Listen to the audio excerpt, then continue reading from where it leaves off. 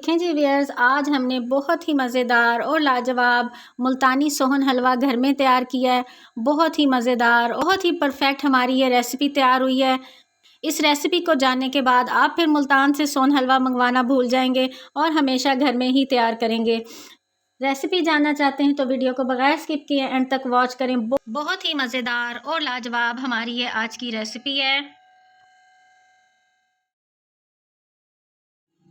بسم اللہ الرحمن الرحیم۔ السلام علیکم ویئرز، آج سنز مینیو میں ہم بنانے جا رہے ہیں سوہن حلوہ۔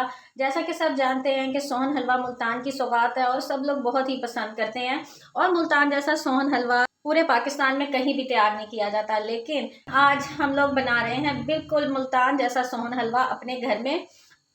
اسے بنانا بہت ہی آسان ہے، بس کچھ میجرمنٹس ہیں جن کو آپ کو ذہن میں رکھنا ہے۔ آپ ان میجرمنٹس کے ساتھ بنائیں گے تو انشاءاللہ تعالیٰ آپ کا حلوہ ملتان سے بھی زیادہ اچھا تیار ہوگا، اور پھر آپ کبھی بھی ملتان سے نہیں منگوائیں گے اور گھر میں تیار کریں گے۔ اس کے لیے سب سے اسپیشل چیز ہے جو کہ ہمیں ضرورت ہوتی ہے اور عام طور پہ نہیں ملتی، وہ ہے یہ انگوری، جس کو کہ سمنک بھی بولا جاتا ہے۔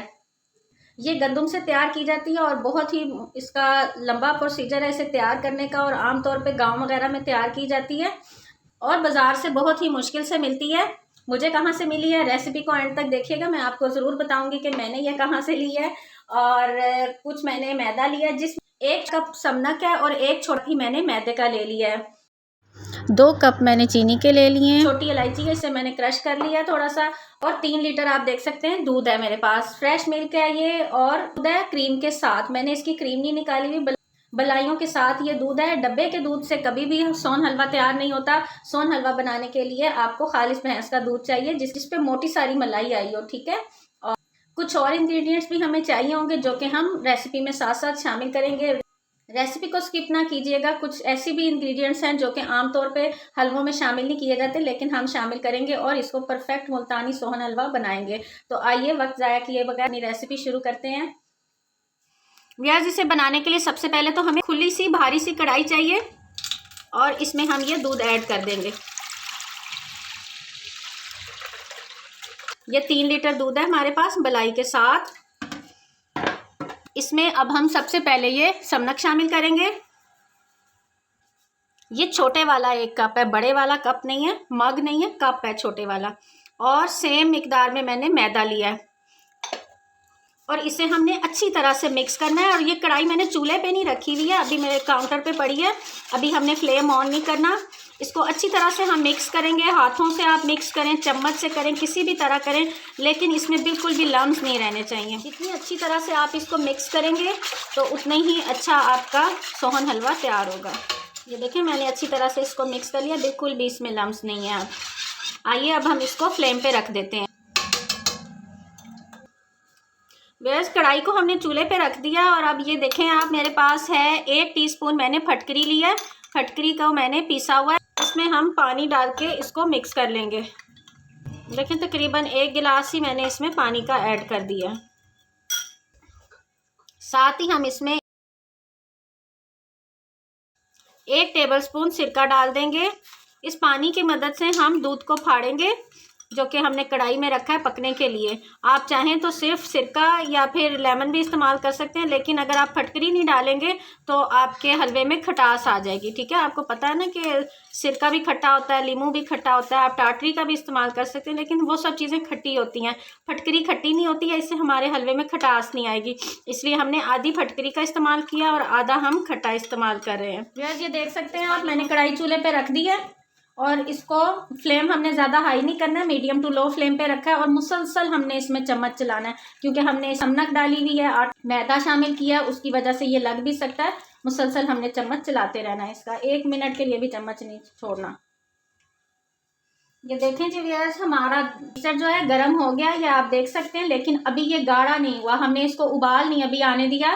ابال آنے سے پہلے ہم اس میں تھوڑا تھوڑا کر کے یہ جو پھٹکری اور سرکے کا مکسچر تھا یہ ہم تھوڑا تھوڑا کر کے اس میں ایڈ کریں گے، ایک دم سے ہم نے یہ اس میں ایڈ نہیں کرنا، ہم نے اس کا دانہ بنانا ہے۔ سارا ایک ہی دفعہ ایڈ کر دیں گے تو ایک دم سے دودھ پھٹ جائے گا اور اس کی پھٹکری اچھی نہیں بنے گی، ہمیں چھوٹا چھوٹا دانہ چاہیے۔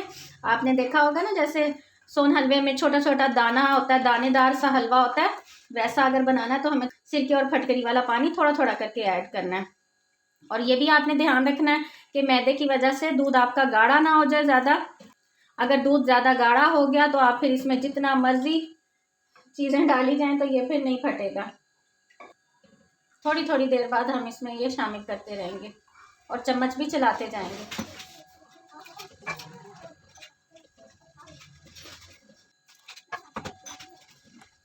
साथ साथ साइड से भी साफ़ करते जाएंगे, नहीं जल जाएगी और वो दूध जो है वो सारा हमारा ज़ाया हो जाएगा और हलवे में से जले की स्मेल भी आने लगेगी। इसलिए जब तक ये गाढ़ा नहीं ना होता तो हम इसकी ये सॉफ्ट वाला स्पैचुला ही यूज़ करेंगे ताकि हम इसकी साइडें भी साथ साथ साफ़ करते जाएं। ये देखें जी व्यूअर्स, दूध पकना शुरू हो गया और आप ये देख सकते हैं दूध फट चुका है, दूध अलग और फुटकरी अलग हो चुकी है। इस स्टेज पे हम फ्लेम को तेज़ कर देंगे और इसमें ये छोटी इलायचियाँ जो हमने क्रश की थी वो शामिल कर देंगे। मीडियम टू हाई फ्लेम पे इसको पकाते रहेंगे, इसके आसपास ही रहेंगे और इसको हम थोड़ी थोड़ी देर बाद चलाते रहेंगे। इसको अब हमने पानी ड्राई करना है, पानी ड्राई होने तक हमने इसको पकाना है।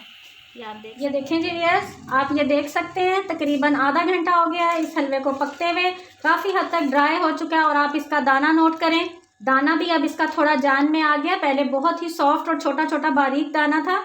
अब ये देखें दाना भी इसका थोड़ा सा जो है ना सही सेट होने लगा। ये देखें हलवा थोड़ा सा अपनी शक्ल में आने लगा है, क्योंकि बिल्कुल इसके सर पे खड़ा होना पड़ता है। अभी ये मैंने जब वीडियो स्टार्ट की है तो ये देखें नीचे ऐसे इकट्ठा हुआ था, थोड़ी देर मैं उधर हुई हूँ बर्तन धोने के लिए तो ये ऐसे होने लग गया था। आपने बिल्कुल इसको ना रोकना नहीं, थोड़ी थोड़ी देर बाद इसको आपने ना चलाते रहना।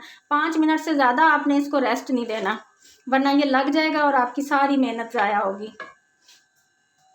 इस स्टेज पे अब हम इसमें 2 चीज़ें ऐड करेंगे। एक चीज़ तो है ये ऑरेंज फूड कलर जो कि हम बिरयानी में ऐड करते हैं, क्योंकि आप देख रहे हैं कि ये वाइट कलर का है, हमें इसका कलर लाना है सोन हलवे का, जैसे ब्राउन कलर होता है ना, इसको वो कलर देने के लिए। और 2 टेबलस्पून के करीब हम इसमें कोको पाउडर ऐड करेंगे। अभी मैं 1.5 टेबलस्पून ऐड करके देखती हूँ, हो सकता है इसी से इसका कलर प्रॉपर आ जाए। मिक्स करेंगे अच्छे से, इसी से मिक्स करके देखते हैं, इसी से मिक्सिंग अच्छी होती है।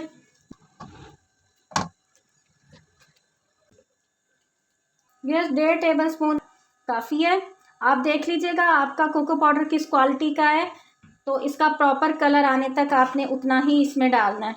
बाज़ों का ज़्यादा डार्क होता है तो वो कम डलता है, मेरे पास ज़्यादा डार्क है तो बस 1.5 टेबलस्पून डाला है इसमें। तो हमारा इसमें ये 1 कप जो चीनी रखी हुई थी ये ऐड कर देंगे। चीनी आपने इसमें कम नहीं डालनी, ज़्यादा ही डालनी, क्योंकि चीनी आपने देखा होगा कि उसके अंदर एक रेशा सा और तार सी बनती है, वो चीनी से ही बनती है। चीनी कम होगी तो इसके अंदर वो जो लेस और जो तार होती है ना वो फिर इसमें नहीं बन पाएगी। और हलवा तो जाहिर है फिर मीठा ही होता है, तो आप चीनी अगर कम डालेंगे तो फिर वो हलवा नहीं होगा, फिर वो कुछ और ही बन जाएगा। इसलिए चीनी आपने पूरी ही इसमें डालनी है। अब ये पकता जाएगा और चीनी जो है उसका शीरा और उसकी लेस भी बनती जाएगी। जैसे देखें काफ़ी हद तक दूध ड्राई हो चुका है और इसका भुनाई का टाइम आ गया है, आप देख सकते हैं। कलर देखें इसका कितना अच्छा आया, परफेक्ट जैसे कि सोन हलवे का कलर होता है। इस स्टेज पे अब हम इसमें घी ऐड करेंगे। घी हमें ज़्यादा नहीं ऐड करना पड़ेगा, क्योंकि दूध हमने मलाइयों वाला इस्तेमाल किया था, उनका भी घी निकल आया काफ़ी। तो ये तकरीबन आधा कप ही इसमें जाएगा घी का। मैं थोड़ा थोड़ा करके ऐड करती जाती हूँ। ये घी में ही बनता है, इसमें आपने घी डालना है, ऑयल नहीं जाएगा इसमें।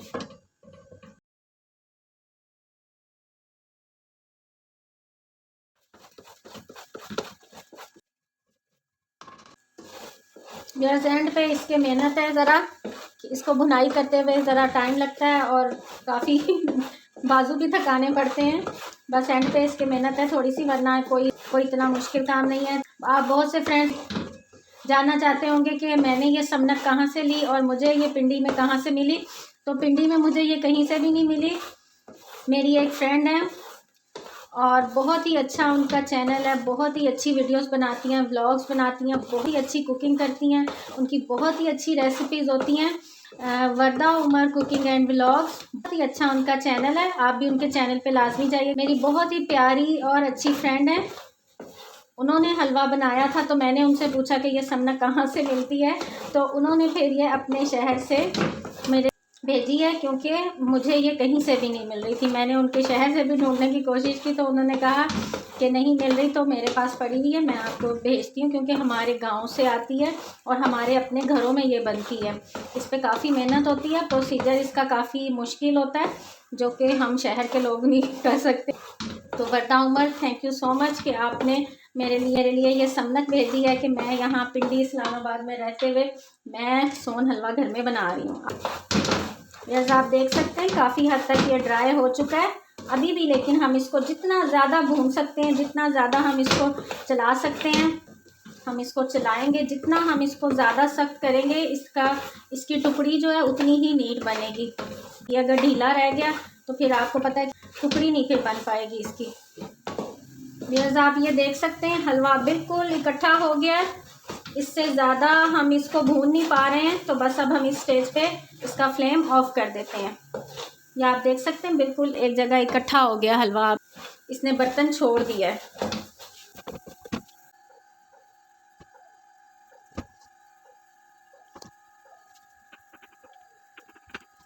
گیس ہم نے حلوہ اپنا ڈش آؤٹ کر لیا ہے، اس کے اوپر اب ہم یہ اخروٹ ڈالیں گے۔ آپ چاہیں آپ کے پاس جو بھی نٹس ہیں، پستہ، بادام، کاجو، جو چاہے اس کے اوپر ڈیکوریٹ کر سکتے ہیں۔ باقی کا ہم دوسری ڈش میں اس کو سیٹ کر لیتے ہیں۔ پوری طرح ٹھنڈا ہو جائے گا پھر ہم اس کی ٹکڑیاں کاٹیں گے۔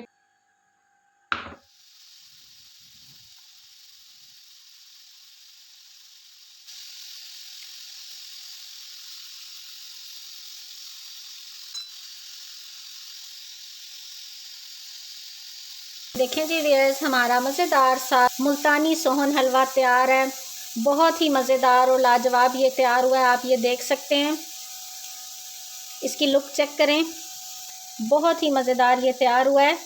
اور ایک بار پھر میں اپنی پیاری سی فرینڈ وردہ عمر کا شکریہ ادا کرتی ہوں کہ انہوں نے اتنی پیاری ریسیپی مجھے دی اور مجھے سمنک بھجوائی، تاکہ میں بھی یہ مزیدار سی ریسیپی جو ہے اپنے گھر میں بنا کے تو اسے انجوائے کر سکوں۔ یہ دیکھیں کتنا پرفیکٹ یہ تیار ہوا ہے۔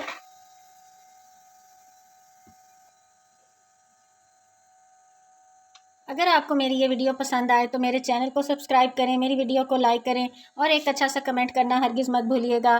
دعاؤں میں یاد رکھیے گا کہ اللہ تعالیٰ اپنی رحمت اور اپنا کرم ہم پہ ایسے ہی بنائے رکھے اور ہم مزے مزے کی ریسیپیز لے کے آپ کی خدمت میں ایسے ہی حاضر ہوتے رہیں۔ اللہ حافظ۔